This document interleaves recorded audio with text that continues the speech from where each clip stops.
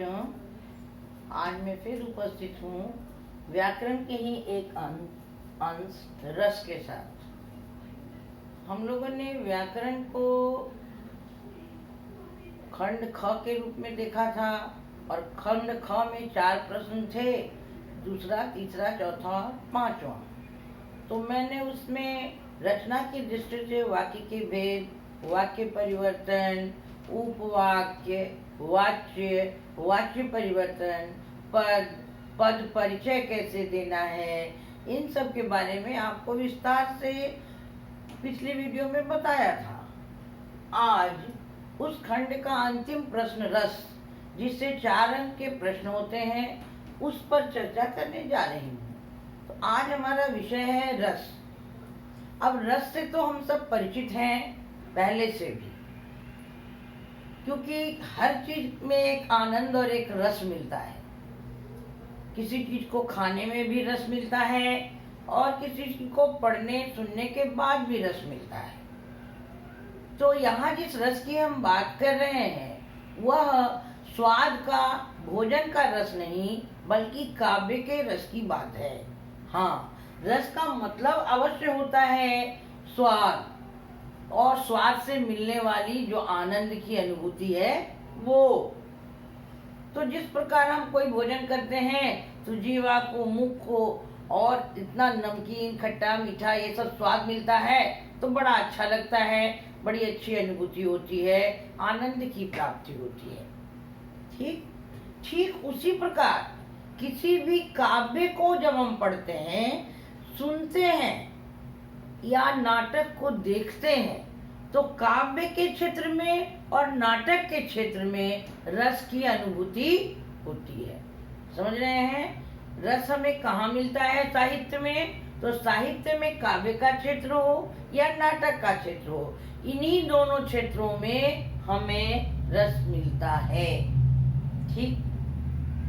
तो जिस तरह पेट की भूख के लिए हम भोजन करते हैं तो स्वाद मिलता है, तो आनंद आता है, उसी तरह हृदय और मस्तिष्क, इन दोनों को जब हमको रस लेना है तो उसके लिए हम अध्ययन करते हैं काव्य का, या किसी की भी बात सुनते हैं, कविता पाठ सुनते हैं, किसी नाटक को देखते हैं, उसके दृश्य का हम पर जो प्रतिक्रिया होती है और उसी पात्र के अनुरूप हम जो रस लेने लगते हैं, यही है आनंद की अनुभूति।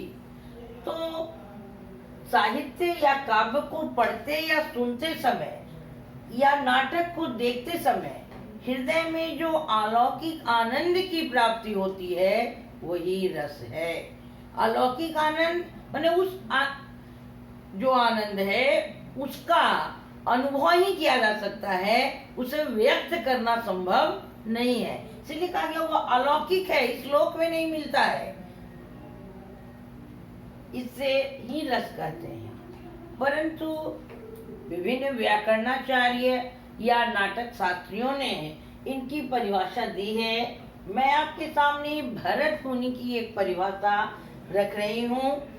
उन्होंने रस की को परिभाषित करते हुए क्या कहा कि विभाव, अनुभाव, व्यभिचारी भाव, संयोग, रस निष्पत्ति। फिर से एक बार मैं बोल रही हूँ, विभाव, अनुभाव, व्यभिचारी भाव, संयोगे, रस निष्पत्ति। ठीक है। अब इसको समझाने के लिए मैं बता रही हूँ कि विभाव, अनुभाव और व्यभिचारी भाव के संयोग से रस की निष्पत्ति होती है। यानी काव्य में देखिए, किसी भी रस के लिए तो हृदय, व्यक्ति चाहिए। तो व्यक्ति जिसके मन में होता है वह आलंबन है, आश्रय है, जिसको देखकर होता है वह आलंबन है। ऐसा ही विभाव अनुभाव भी हम समझेंगे उसको आगे।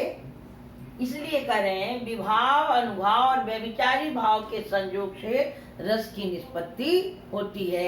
यह भरत मुनि की परिभाषा है। अब मूल बात हम जाने कि रस जब उत्पन्न होता है, रस की जब निष्पत्ति होती है, तो उसके महत्वपूर्ण 3 अंग हैं, 3 अवयव हैं, जिसमें पहला है भाव, दूसरा है विभाव और तीसरा है अनुभाव। ठीक है। पहला है भाव दूसरा है विभाव और तीसरा है अनुभाव। आज हम लोग सबसे पहले भाव के बारे में जानेंगे। आज मैं आपको भाव के बारे में बता रही हूँ कि भाव क्या है। ठीक है, तो हर मनुष्य के अंदर या हमारे हृदय में किसी न किसी प्रकार का विकार या मनोयोग होता है। जैसे क्रोध होता है, प्रेम होता है, ईर्ष्या, ये सब जो है विकार, वो प्रत्येक मनुष्य के हृदय में बैठा हुआ रहता है, स्थित रहता है, और उसको जगाने के लिए परिस्थितियां ऐसी बनती है और तब वह कार्य करने लगता है। तो भाव का मतलब है, क्या कहते हैं, मन के विकार या आवेग को ही भाव कहते हैं।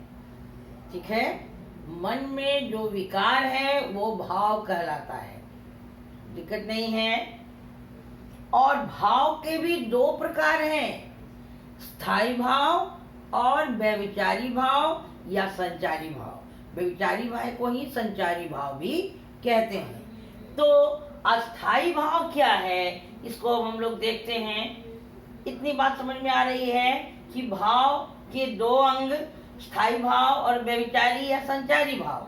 अब स्थायी भाव क्या है, तो जो भाव प्रत्येक मनुष्य के हृदय में अस्थायी रूप से विराजमान होता है, स्थित होता है, वह है अस्थायी भाव। यानी वह हमेशा है ही, उसको कोई बनाता नहीं है, वह कहीं से आता नहीं है, बल्कि आपके अंदर स्थित है।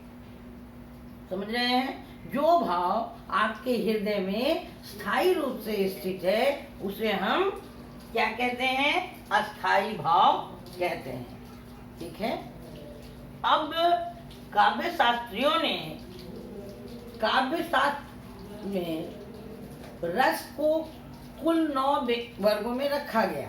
9 तरह के रस बताए गए हैं, परंतु कुछ विद्वानों ने, कुछ काव्य शास्त्रियों ने इस 9 को के साथ 2 और भी अस्थायी भाव जोड़े हैं। इसलिए हम लोग 11 अस्थायी भाव के बारे में यहाँ पर अभी जानेंगे।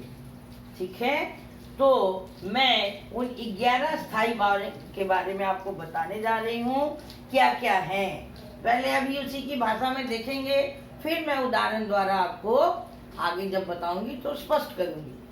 ठीक है, तो अस्थायी भाव क्या है, तो पहला रति, दूसरा उत्साह, तीसरा विस्मय, चौथा हास, 5वां शोक, 6ठा क्रोध, 7वां भय, 8वां घृणा।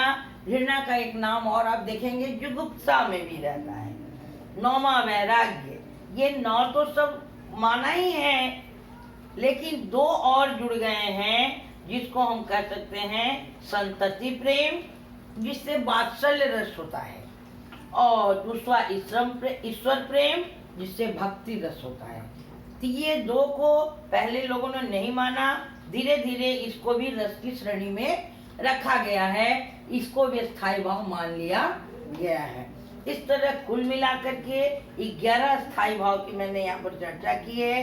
फिर एक बार रति, उत्साह, विस्मय, हास, शोक, क्रोध, भय, घृणा या जुगुप्सा, वैराग्य, संतति प्रेम और ईश्वर प्रेम।